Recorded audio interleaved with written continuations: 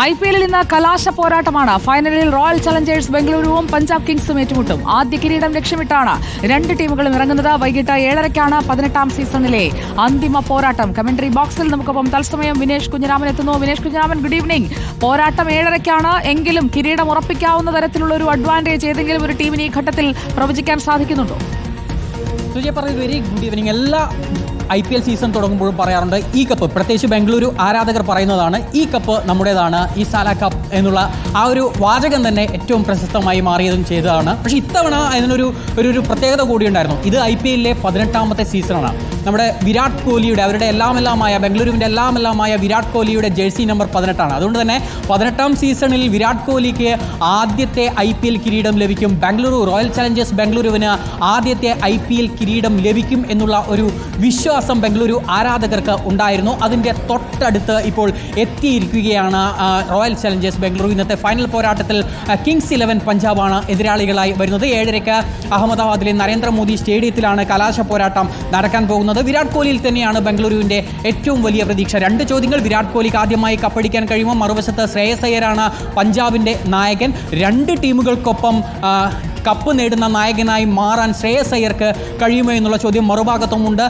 പഞ്ചാബ് ആരാധകരും വലിയ പ്രതീക്ഷയോടെ തന്നെ ഈ ഒരു മത്സരത്തെ, കലാശ പോരാട്ടത്തെ കാണുന്നു. രണ്ട് ടീമുകളിൽ ആരായാലും അവർക്ക് ആദ്യത്തെ IPL കിരീടമായിരിക്കുമെന്നുള്ള ഒരു പ്രത്യേകത കൂടി ഇന്നത്തെ മത്സരത്തിന് ഉണ്ട്. വിരാട് കോഹ്ലിയിലേക്ക് വരാം. വിരാട് കോഹ്ലി തന്നെയാണ് ഇത്തവണ IPL-ൽ ബാംഗ്ലൂരുവിനെ മുന്നിൽ നിന്ന് നയിക്കുന്നത് എന്ന് തന്നെ പറയേണ്ടതുണ്ട്. 614 റൺസ്, 8 അർദ്ധ സെഞ്ചുറികൾ. അദ്ദേഹത്തിൻ്റെ ബാറ്റിൽ നിന്ന് ആ റണ്ണിൻ്റെ ഒഴുക്ക് ഇതുവരെയും നിലച്ചിട്ടില്ല. ടെസ്റ്റ് ക്രിക്കറ്റിൽ നിന്ന് വിരമിക്കൽ പ്രഖ്യാപിച്ചു.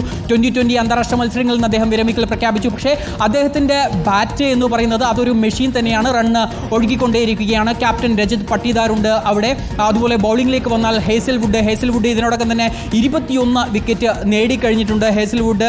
ഒപ്പം തന്നെ ഭുവനേശ്വർ കുമാർ പ്ലേ ഓഫിലേക്ക് വരുമ്പോൾ നല്ലൊരു പ്രകടനത്തിലേക്ക് ഭുവനേശ്വർ കുമാറിനും എത്താൻ കഴിഞ്ഞിട്ടുണ്ട്. പ്രത്യേകിച്ച് റൺസ് വിട്ടുകൊടുക്കുന്നതിൽ പിശുക്ക് വലിയ തോതിൽ കാണിക്കുന്നു ഭുവനേശ്വർ കുമാർ. ഇനി നമുക്ക് പഞ്ചാബിലേക്ക് വരികയാണെങ്കിൽ ശ്രേയസ് അയ്യർ തന്നെയാണ് ഈ സീസണിൽ ഇതിനോടൊപ്പം തന്നെ 603 റൺസ് ശ്രേയസ് അയ്യർ നേടിക്കഴിഞ്ഞിട്ടുണ്ട്. 6 അർദ്ധ സെഞ്ചുറികളും പഞ്ചാബ് നായകൻ്റെ ബാറ്റിൽ നിന്ന് ഇതിനോടകം പറന്നിട്ടുണ്ട്. ഓപ്പണർമാരായിട്ടുള്ള പ്രഭ്സിമ്രാൻ ഗില്ലും അതുപോലെ തന്നെ പ്രിയാൻ ഷാരിയ, അവർ ഓപ്പണിംഗിൽ നൽകുന്ന ഒരു തുടക്കം. അവിടെ ശ്രദ്ധിക്കേണ്ടത് ഇന്ത്യൻ പ്രാദേശിക താരങ്ങളാണ്. നാഷണൽ ജേഴ്സിയിൽ അരങ്ങേറിയിട്ടില്ലാത്ത ഇന്ത്യൻ താരങ്ങളുടെ ഒരു പ്രകടനം പഞ്ചാബിൻ്റെ കുതിപ്പിൽ വലിയൊരു ചാലക ശക്തിയായി തന്നെ വർദ്ധിച്ചിട്ടുണ്ട്.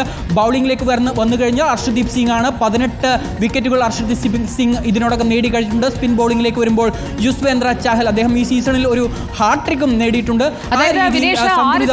അവരുടെ കന്നിക്കിരീടമാണ്. രണ്ടുപേർക്കും ഫൈനലിൽ എത്തിയപ്പോൾ റണ്ണറപ്പ് ആകാൻ വിധിക്കപ്പെട്ട രണ്ട് കൂട്ടരാണ്. അപ്പോൾ കന്നിക്കിരീടം ആര് സ്വന്തമാക്കുമെന്നറിയാൻ നമുക്കും ആകാംക്ഷയുടെ കാത്തിരിക്കാം, അല്ലേ?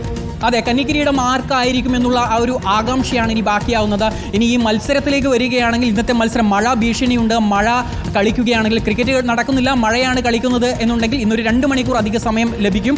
ആ 2 മണിക്കൂർ സമയത്തിൽ നമുക്ക് മുഴുവൻ ഓവർ മത്സരങ്ങൾ നടക്കാൻ. ഇനിയിപ്പോൾ ഇന്നത്തെ ദിവസം മുഴുവനായി മഴ എടുത്തു പോവുകയാണെങ്കിൽ നാളെ ഒരു ദിവസം അധിക ദിവസമായി റിസർവ് ഡേ ആയി നാളെയും വെച്ചിട്ടുണ്ട്. നാളെയും കളി നടക്കുന്നില്ല എന്നുണ്ടെങ്കിൽ ചാമ്പ്യന്മാരാവുക എന്തായാലും പഞ്ചാബായിരിക്കും. കാരണം ഗ്രൂപ്പ് ഘട്ടത്തിൽ, ലീഗ് ഘട്ടത്തിൽ ഒന്നാമത് വന്നത് പഞ്ചാബാണ് 19 പോയിന്റുമായി.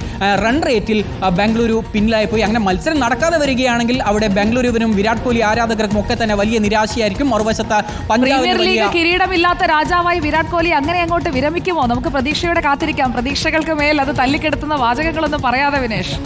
അതാണ്, വലിയ പ്രതീക്ഷ തന്നെയാണ് ഉള്ളത് ആരാധകർക്ക്. പ്രത്യേകിച്ചും വിരാട് കോഹ്ലി ആരാധകൻ തന്നെയാണ്. ആ ഒരു കിങ് കോഹ്ലി എന്നുള്ള വിളിപ്പേര് അദ്ദേഹത്തിന് കിട്ടിയത് വെറുതെ അല്ല എന്നുള്ളത് അദ്ദേഹത്തിൻ്റെ ആ ഒരു വലിയ കരിയറിൽ നിന്ന് IPL തുടങ്ങിയ ആ ഒരു സമയം മുതൽ കളിക്കുന്നതാണ് വിരാട് കോഹ്ലി.